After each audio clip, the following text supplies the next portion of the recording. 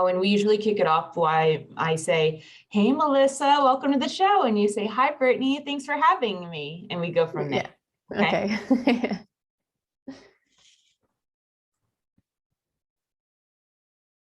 Hey, Melissa, welcome to the show. Hi, Brittany. Thanks for having me. I'm looking forward to our conversation. Yeah, it's very exciting to have you. Are you preparing for St. Patrick's Day in your green there? I didn't even realize. No, it's just cold right now, so I'm wearing a warm sweater. Where are you calling in from today? From Slovenia. Slovenia. What is the temperature there? It's probably just around 0 Celsius. Wow. Is that where you normally live? Yeah, I've been here since the start of the pandemic, actually. Okay. All So right. about 2 years. Yeah. Well, I'm excited to learn more about your background and your trajectory and all that you're doing. Our listeners love to learn a little bit more about the personal background of our guests before we dive into our topic of the day, which is UTIs. And we're going to talk about that today. But tell us first, Melissa, more about you. Where are you from? What did you, your early career stuff, and then how did you get into founding Live UTI Free? Well, I'm Australian, as you can probably tell by my accent. And before I left Australia, I actually had a couple of my own companies there in the fashion and retail space. Oh. But in 2012, I decided to sell my company and move to Europe.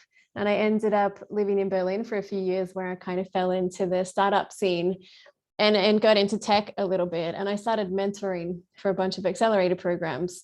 And then I met my current partner and we decided to sell everything we owned and kind of go on the road. And we were location independent for the next 5 or 6 years.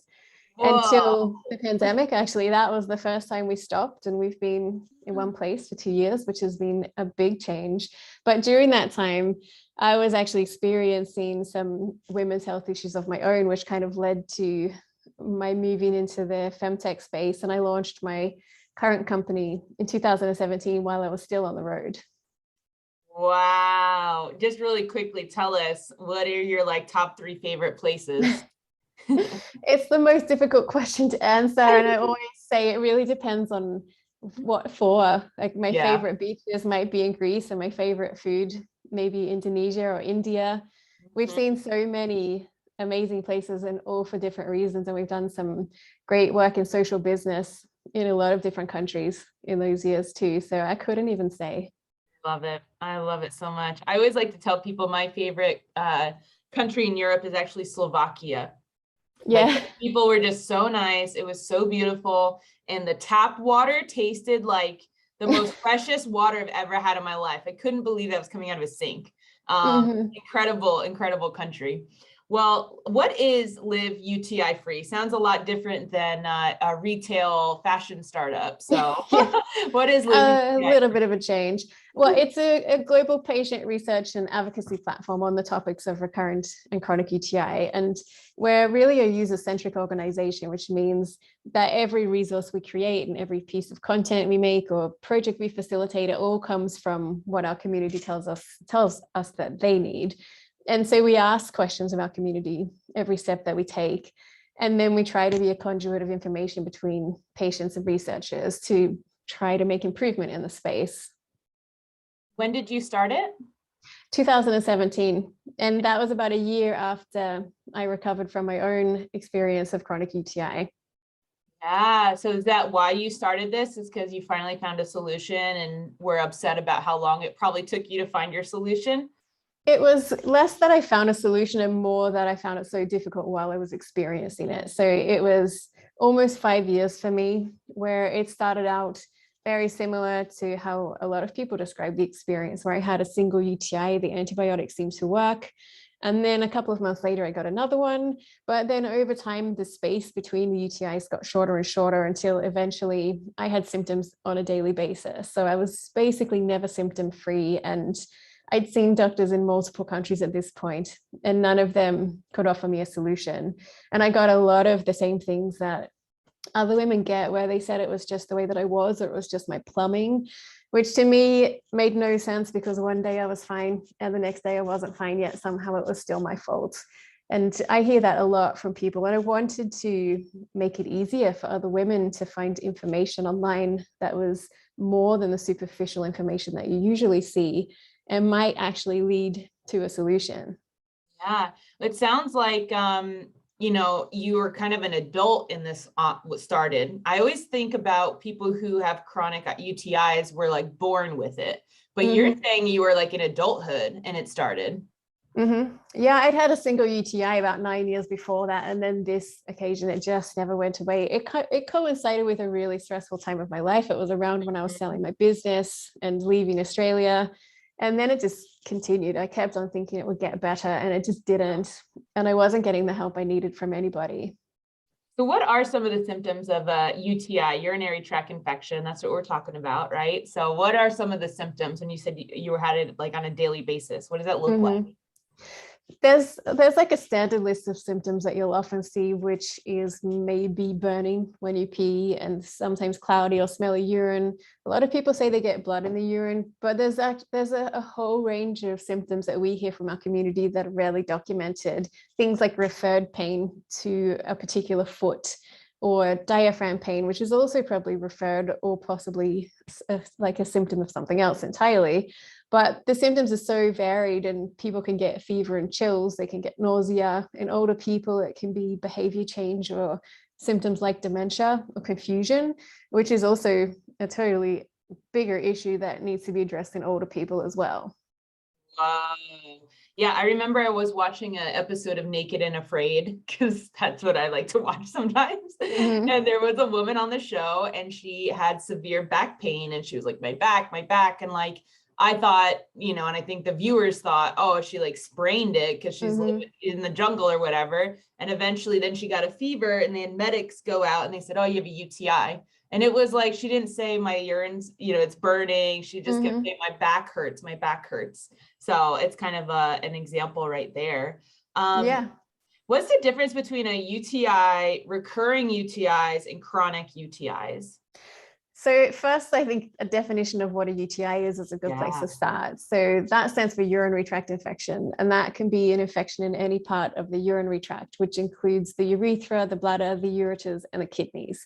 And an acute UTI is considered to be severe and sudden in onset, and it's usually treated by antibiotics and then it goes away.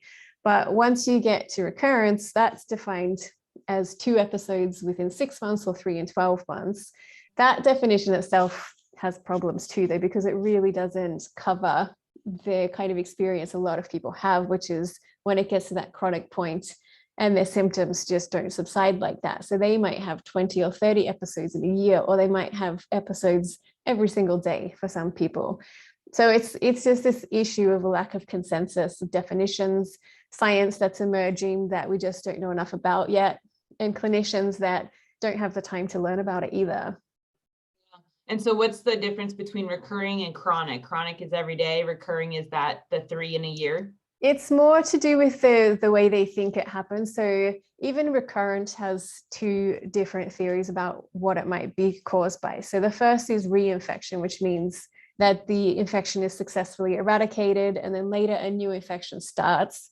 And the second is persistent infection, where it's not successfully treated, even if the symptoms subside, and then the same organism start to cause symptoms again. So it's the same infection and it just never really went away. And that's how people tend to refer to chronic. Got it. And it's bacteria causing this infection, right? Usually it's the most common cause, but there is a small percentage of infections that can be caused by other things like fungal infection. There have been viruses found in the bladder, and it is possible for a certain parasite to infect the bladder, but that doesn't happen in most places in the world. Is it a specific bacterium that's doing this? It could really be any. And I'm not sure if you're aware, but in the last decade, they actually discovered there's a urinary microbiome. So the bladder has its own healthy versus dysbiotic state. Of course it does. Right. It seems obvious to people, because how could anything in the human body be sterile? It's all just so gross and slimy. But the bladder has its own microbiome, and they're really just beginning to understand that. And that means that now we don't know necessarily what's good and what's bad. And if you can show up more things on a test, should they be treated, or is that really part of what's healthy? And that just complicates things even more now. Yeah, because first of all, the issue of prescribing antibiotics for a bacterial infection is that if they don't take all of it, or they can become drug resistant. But you're also saying there's not only is there bad players in the urethra, but there's good players. And so the antibiotics are actually double whammy. They're also clearing out the good stuff too. So interesting. Why do I think urine is sterile? Is that like a theory? Not real. It definitely was accepted as the truth until quite recently. And I was thinking, I don't know if this is a thing everywhere, but in Australia, peeing on jellyfish stings is definitely a thing. And so is peeing on wounds to clean it or to sterilize it. But turns out that's a really silly idea because all urine has bacteria in it. I mean, jellyfish stings, I mean, who came up with that in the first place? But now we have a good reason not to. I've yet to be stuck by a jellyfish or pee on myself to like help the pain. But have you ever done that? Has it actually helped you? I've definitely been stung by a jellyfish, but I did not pee on it. So I can't report. All right, verdict is out, listeners. Yeah. Report in. Did the urine on your jellyfish sting help? So what is the current standard of care for these different types of UTIs? I guess if it's one-off, it's antibiotics, right? But what about the chronic? What do you do for that? It's really difficult because the guidelines in most countries really don't cater to that more chronic experience. So patients are still treated as though every episode of recurrence is an acute UTI. So they're given short courses of antibiotics and then sent away, and then they come back and they just have the same thing happen again. And one of the issues in this is UTI testing. So that test that we're also familiar with, the standard culture where you ship off your pee to a lab, then you get results, that was never designed for this purpose. And it is seriously inadequate and flawed.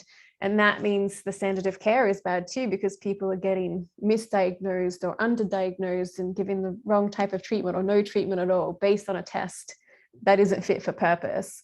So the standard of care in general is just bad. But there are a handful of clinicians kind of specializing in this space and trying to do longer term treatment or look at preventative measures. Though even with that happening, women still way too often just get told the normal things like wear cotton underwear or drink more water, wipe from front to back, stop having sex, stop feeling so anxious, don't think about your bladder so much. And all these things really point the blame at the patient. And that's just not good enough from our perspective. Oh, no, absolutely. How many people are struggling with chronic UTIs? That number is not really well documented. The stats say that 1 in 2 females will experience a UTI in their lifetime. And of those, 44% will have a recurrence. And with every recurrence, the risk of another recurrence is higher. So if you take that at face value, at least a quarter of women enter a phase of recurrence. And given that it gets worse and worse, you could imagine that quite a few people end up in that state where they're just not being addressed. Yeah.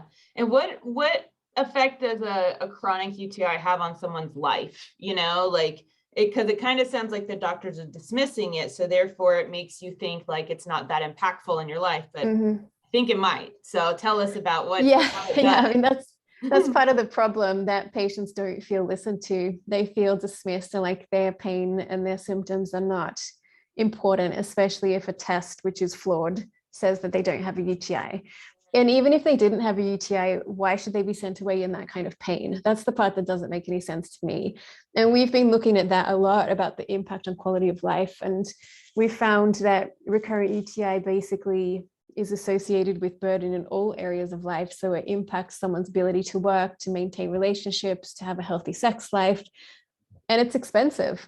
And there's basically no area of life that isn't impacted by this, which means it's basically impossible to adjust to. So when doctors tell patients they should stop thinking about their bladder so much, or they should just stop being anxious about it, it's literally impossible. Do you think that this is like a lack of education for physicians, or like they just have a lack of solutions? And when they don't have solutions, they say like, it's on you. Like, what's the problem here? Why? I think it's a problem that's reflected in a lot of areas of women's health. So we get feedback a lot from people in our community that are studying medicine, and they'll say they had a 15-minute lecture out of 4 years on urinary tract infection, and all they were told was that you just treat it with antibiotics. And often they're also told that women tend to be hysterical. And I'm amazed that this is even still a thing, that you are taught to diagnose women as anxious when they actually have symptoms. And I can never get my head around that. But that's part of the problem. Medical school curriculum doesn't cover this in any detail.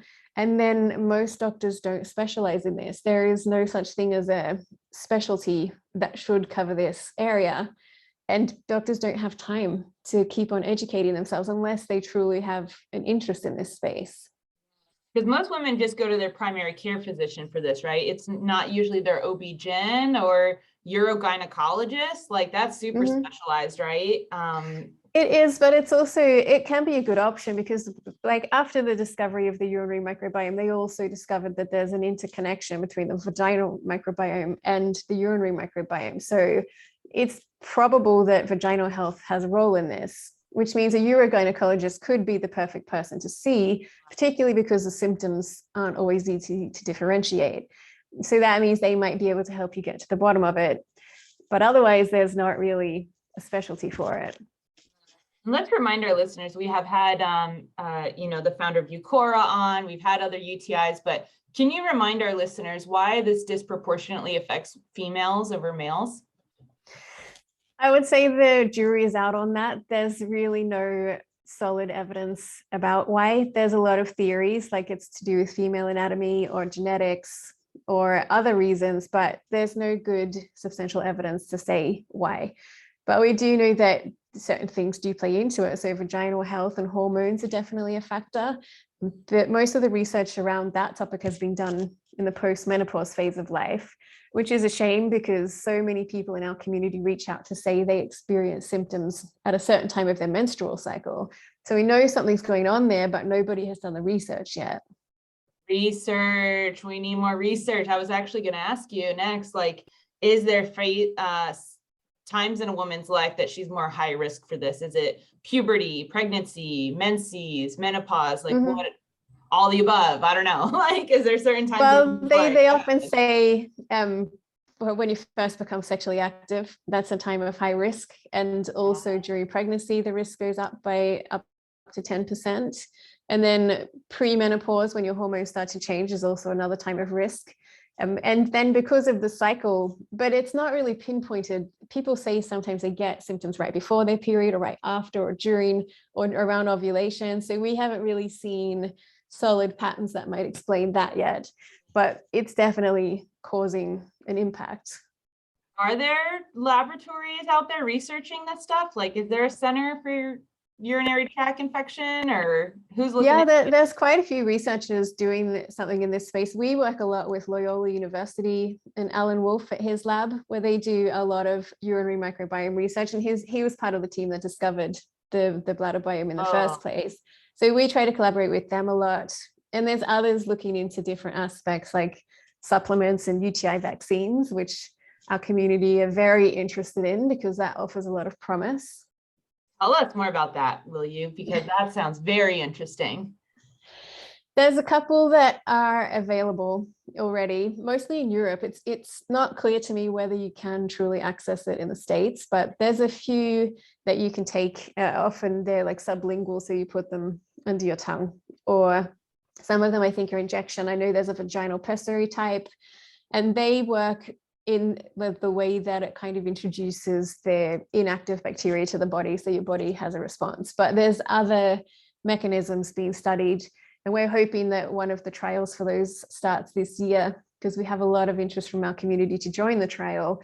And that one will be actually delivered directly into the bladder via a catheter. So it will be in the location that it's needed, and it triggers a different kind of response from the body. And the mouse studies have been very promising so far. So we're kind of all just waiting to see what happens with that one. Fingers crossed.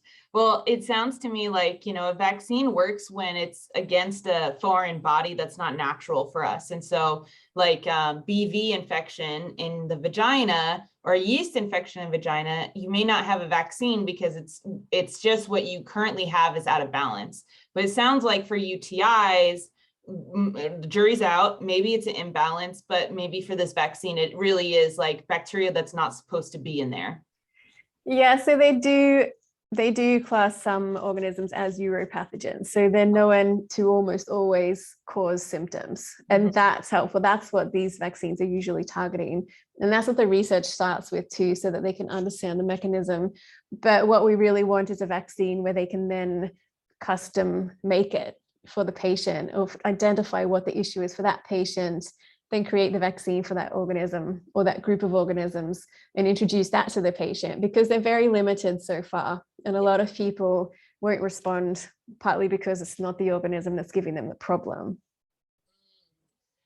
So let's do some myth busting real fast. So peeing after sex, true or false that it's important for urinary health? I would say on the whole, it seems true. And most clinicians would support that. And a lot of people in our community say if they don't, they are certain to get a UTI. Okay. So pee after sex, y'all. Did that include like masturbation, or is that only with another partner? Any kind of sexual activity, if you're using toys or hands or anything, everything can be touched by bacteria, and anything, even the bacteria on your skin in your genital area, if you push that into your urethra where it isn't supposed to be, it could cause a problem. So anything at all in that area counts. Well, that leads me to my next one, wiping from front to back or back to front. So for those listeners who don't know what the hell we're talking about, because I would like to break down, these are like the little secret things women talk to each other, or all I know is my mother told me wipe from front to back, and I never questioned it. Right. So is that UTI essentially? Is it real? Like it's real. The theory, yeah, exactly. The theory is that anything that's coming out of the anus should not get towards the vagina or the urethra. So you should wipe towards it and like away from the urethra. Otherwise, you're just trying to make it worse for yourself, really. Yeah, you're cross-contaminating two areas that shouldn't be communicating with one another. Cranberry juice. Cranberry juice itself has no evidence to support its use. There's a few things within cranberries that are being studied and kind of have more promise. So demonose is kind of one of the things that is in cranberry, though when you see a demonose product on the market, it's not made from cranberry, usually comes from a much more available source. And then there's proanthocyanins, which is another aspect of cranberry that is being kind of extracted and used in supplements, and that is also showing promise. But cranberries as the whole fruit, fairly pointless according to the research. Wow, is that so? Some people still swear by it, so you never know. Yep. I mean, we just interviewed the president of the American Bone Health Association, and I was like, so milk. I grew up with milk mustaches by athletes in all of my gymnasiums growing up, you know, and I always wonder, like, now I'm thinking about cranberries, like, did the cranberry industry, like, I don't know, utilize this as something to promote themselves? You know? Ocean Spray paid for one of the main studies on cranberry juice. So the answer is yes. Yes. The answer is yes, y'all. Follow the money. Follow the money, you'll be like, the world just is crazy. Last myth buster I have. I've also been told to put yogurt on a tampon, or probiotics or yogurt in that. I mean, it's more so, I guess, for vaginal health, but no, we shouldn't be putting any yogurt down there, right? Yeah, I've heard so many different approaches to this. I like the response of our scientific advisor, who said, if you eat it as food, bacteria might eat it as food too, so don't put it in your vagina. And that seems like a logical approach to me. Yeah, that makes sense. It makes sense. What are the long-term consequences of having a chronic UTI? Well, there's the burden side of things that I mentioned before, so the impact on quality of life. And there's no stats around how long it takes to find someone that can actually help you with this, but a lot of people in our community are still seeking better care after years or decades. And some of them, like you mentioned, have had this problem since they were born or since they were children, and 40 years later are still trying to get someone to take them seriously. So that's the big issue. But there's also a risk of an untreated UTI moving to a kidney infection, which can lead to sepsis, which can lead to death. So that's a pretty serious consequence. And there's other complications that could result from long-term antibiotic use. So gut health and vaginal health could be impacted, and so could immune system health. So people that are in this situation are dealing with side effects, not just from the actual illness, but from the potential treatment for the illness as well. So it definitely is something that should be taken seriously. Absolutely. Yeah. Because whenever I get on antibiotic, I'm always so worried about a yeast infection. And so if these women are struggling with, burning when it pees, and they take antibiotic and now they have chronic burning because of a yeast infection, like it's never ending. It's a huge problem with our community for that back and forth to happen. I had the same issue, so I had to address it from every aspect of health when I was trying to recover, because one angle and one treatment was just not going to work. What do you think about like the future of UTIs and urinary health? Like, what do we need? I feel like I have some ideas based on this conversation so far, but what is, you have a magic genie bottle. What do you wish for urinary health? Well, we first need to understand more about the urinary microbiome in order to make progress in every aspect of this, but we need better testing. We need testing that actually is effective for this. It tells us what the problem is and how to treat it. And at the moment, that just doesn't exist. There are more sensitive types of testing, but they show up so many organisms that clinicians don't know what to treat and what to leave. So that whole space needs vast improvement. And also the guidelines need to be updated. There have been patients lobbying for changes to those guidelines for years, and some of them literally have a page that says placeholder for recurrent UTI guidelines, and there isn't anything there. And it just means that how are clinicians supposed to treat patients or even know how to diagnose this if the guidelines don't exist? So it needs to go right back to that and medical education. Do you think that just on your gut feeling leading this company, like if this was disproportionately affecting males, do you think we'd have more solutions? I do. I don't know that we would have gotten to the point we're at, where so many people have this chronic problem. And it's a common theme that we have from our community, that they feel that this wouldn't be the case if it was more prominent in males. And we have done some qualitative interviews with males. We do a lot of patient interviews for our org, and maybe 3% of our community are males with this problem. And we have spoken to some of them, and they just describe their experience so differently to the women that I've asked questions about what the emotional impact has been, and they've kind of not understood the question because they haven't been dismissed. They have the problem, and that's emotional, but they haven't had the problem of not being taken seriously. So that kind of indicates that this wouldn't be such a large scale problem.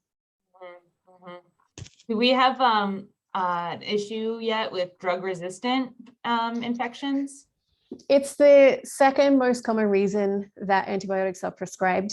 And we've been hearing from a lot of people. We ran a survey recently on this topic, actually, and about 25% of the respondents said they'd been told there was limited or no options available for their treatment. And that's a big indication that antibiotic resistance is a huge deal in this community. And because that can mean that it can lead to kidney infection or sepsis, it's a real fear of death. And we've heard from people that have been told they've got a 50-50 chance of getting through this because doctors don't know what to do about it. There are no more options. That's also why vaccines become important, or things like phage therapy or other non-antibiotic approaches. What is phage therapy? So a bacteriophage is a tiny little virus that feeds on bacteria, basically. And every bacteria has a phage. So a phage only targets one type of bacteria. And you can develop a phage for a particular infection or for a particular organism. But it's been around for a long time, 100 years or so. But because it's an individualized treatment, it's not something the FDA can approve for broader sale. And it's not really available in the US unless you're part of a trial, but you can go to some countries in the world to access this kind of treatment. You might have seen it sometimes there'll be a newspaper article about someone who had a respiratory infection that couldn't be treated, and they found a phage in a lake where sewage is, and they managed to isolate it and treat this person with that phage. It's kind of futuristic sci-fi kind of stuff. Well, I'm sure we thought that penicillin was sci-fi at one point, right? Yeah. So Exactly. one day we're gonna look back and be like, wait, why were we killing all the bacteria in our bodies just to hurt the ones that were in our urethra? Like, that sounds crazy. I think we're right on the brink of feeling that way already. Yeah, totally. You're such a worldly woman. Do you have a sense of what country or culture is like maybe a leader in this, like taking it more seriously, putting more resources toward it, or is it even playing field? I mean, we get feedback from like 70 to 80 countries so far. I think we've had like quiz responses and feedback from, and it's pretty much the same problem. There are like small movements happening in the UK. There's been some updates on the NHS website just in the last week to note that testing is flawed and that people should be diagnosed based on symptoms, which is a big deal, even though it's like one sentence, it acknowledges the problem. So there's a bit happening in the UK and a handful of clinicians in the US and research happening, but there isn't a country where you could go and get superior treatment, really. Talk to us about UTI and pregnancy. When you're pregnant, you're more like likely to have it? Can you take the antibiotics while you're pregnant? Talk to us about that experience. I think it's a huge topic for our community. We often hear from people with questions around this, but it starts pre-pregnancy because there's a couple of reasons that recurrent UTI could impact your ability to conceive. And one is that the presence of certain bacteria might have a negative effect on that, but more research is needed in that space. That's kind of my favorite thing to say. More research is needed. But also the problem that comes up a lot is how can I conceive if I can't have sex? Because every time I have sex, I get a UTI, or sex is too painful. It's too traumatic. It causes too much anxiety. How am I supposed to conceive? And that in itself is a gigantic issue. And it means that it can be really helpful to work with a chronic UTI specialist from the time that you want to conceive, not just once you get pregnant. But then when we do get to pregnancy, I think I mentioned earlier that the risk of UTI increases by up to 10%.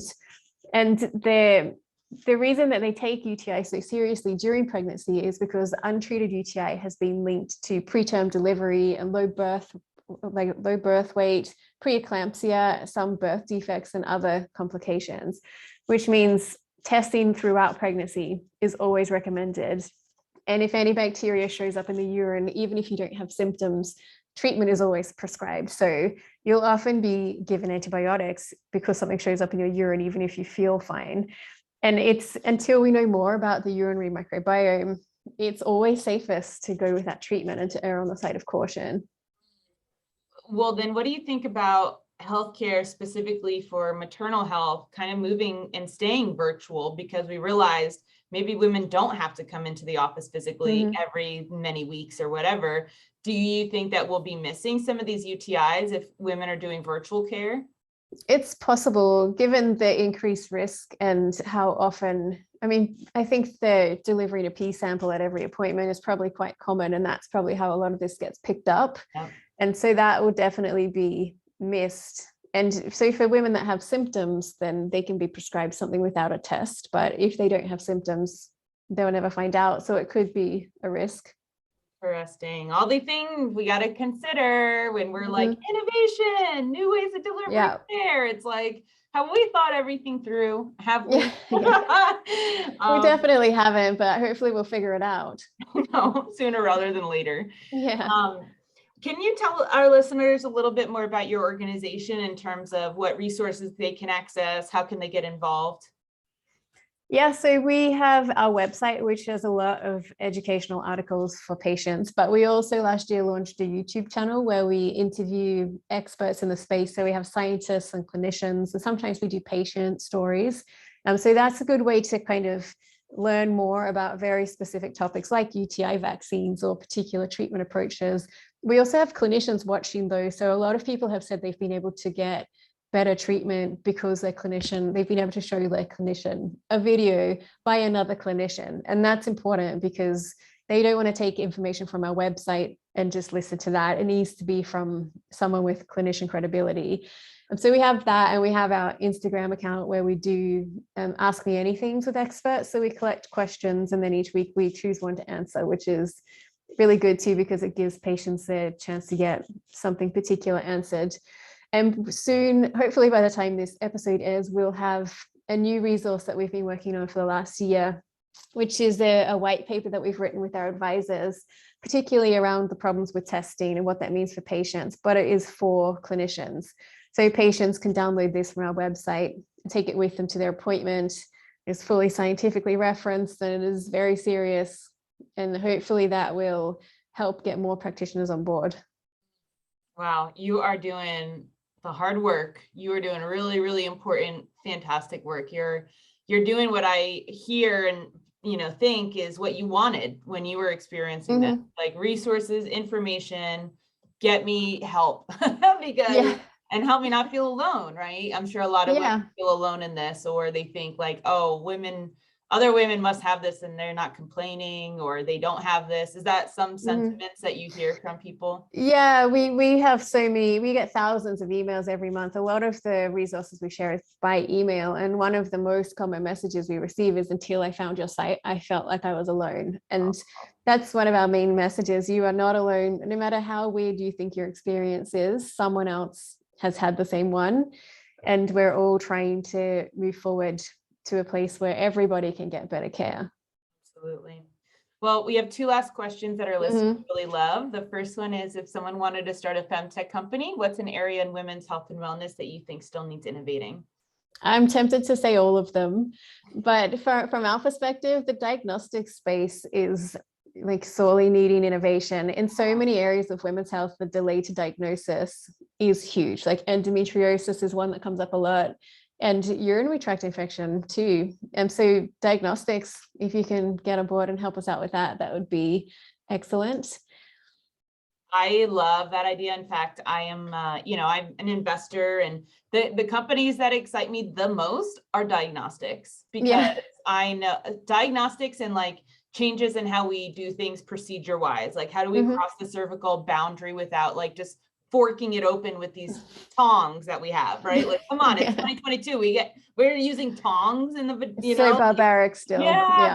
So that's what gets me the most excited. I love you, digital health apps. I love you, consumer product goods. I love all y'all, but diagnostics is like absolute, because if we can't prove that something's wrong, all the other stuff doesn't matter, right? Exactly. And patients don't get diagnosed, they don't get treated, and they just remain in this cycle. So we definitely need to start there. Absolutely. I totally agree. And our last question is, what do you think the FemTech industry as a whole needs the most right now in order to be successful? I think you might agree that funding is required, and not just for like fem founders that have proven that they can scale. It needs to be at every stage of development, because so much in this space of biotech and femtech takes so much money to implement and validate, and you cannot establish a company like that with seed funding. So we need input, or the belief from traditional investors that femtech is a necessity, and that 50% of the global population is a significant audience. Yeah. I'm going to ask you a question I've been like asking my other FemTech leader friends about. The pandemic happened, and all of a sudden telemedicine widely accepted. Like teledoc has been around forever. Like virtual medicine has actually been around forever, but we now are all like on board with it, right? So like terrible thing happens, we shifted, adapted, now we accept the new reality. Right now with what's going on in Ukraine and Russia, everyone's now like, okay, electric cars, clean energy, we got to get this going. Like, how do we do that? I'm wondering, what do you think? This should be like my new like question I ask at the end of things. What major world event do you think needs to happen for people to get on board, and like everyone's on the same boat that women's health is a priority and needs our funding, our attention, our resources, our talking dialogue? Like, can you even fathom what that event would be? Global infertility crisis. I thought so too. Because it has to impact other people, right? Not just women. Otherwise, nobody will care. That's right. That's what I thought too. I was like, some major infertility issue Yeah. But I've been asking some other people about that too, and it's been interesting to hear the answers. And you know, and I never want to wish anything bad, but it's been interesting the last few years seeing major world events happen, and like progress does, you know, there's silver linings. And what kind of event can we have that like we can get some attention, and we have attention. We need resources. When we don't need mentoring, don't mentor us. We don't need your mentor. We need your money, and we need resources. Yes, I agree with that completely. Melissa, thank you for all you do for women's health. This is incredible. Thank you so much for your time today. Yeah, thanks for having us. It was a great show. Awesome. I just ended the audio. I'm going to save it real fast. You are so quick on the infertility idea. I had to like think multiple nights with multiple bottles of wine.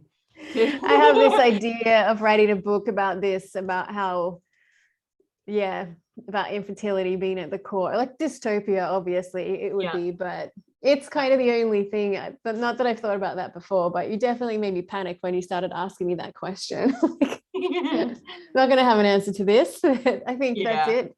But I totally, it's a complicated thing because it would be a terrible thing, but just interesting. All right. We have one last thing I'd like to ask of you is we start off every episode with your voice introducing yourself. And so it's essentially you saying, hi, I'm Melissa Kramer, CEO and founder of Live UTI Free, and FemTech to me is, and then you give some kind of a statement. Do you know what you want to say? Yeah. Okay, awesome. Well, then I'm just going to be quiet for a second and I'll point at you and then you just go for it. And if you mess up, don't worry, we'll just do it again. Okay. My name is Melissa Kramer and I'm the founder and CEO of Live UTI Free. To me, FemTech as an industry is helping identify and emphasize underserved areas of women's health and then provide innovation that can help improve quality of life for a significant segment of the global population. To me, FemTech is a necessity and it shouldn't be seen as a niche. You came prepared. Yeah. You came fucking prepared. So good. So good. All right. Too much pressure. Well, we are all set here. I can tell you the exact date your episode's awesome. Here. Yeah, let me just, oops, that's not the right Excel sheet amongst my billions of tabs open here. Let's find the right one. All right, yours is docked for May 9th. Oh, cool. That's good because that means our new resource will be published by then. Good. Yeah, I was going to ask you because we can move the date. It's not an issue. No, it should be out first week of April. So that's cool. All right. Yeah. Perfect. Well, that's it. It's May 9th is the date. So I'll email you that day and say, hey, your episode's live. Here's the links for it. Awesome. We'll promote it and it'll be great. Yeah. Thanks for inviting us. It's really cool to have an opportunity to raise awareness about this. 100%. I'm sure you're going to get a lot of outreach from the episode and people. Hopefully, we want to help as many people as we can. Absolutely. Yeah, for sure. I feel like I was going to ask or say something else, but I guess if it's important, I'll email you. But otherwise, you're awesome. This is a great episode and I'll chat with you soon. Yeah, that'd be good. All right. Bye. Take care. Bye.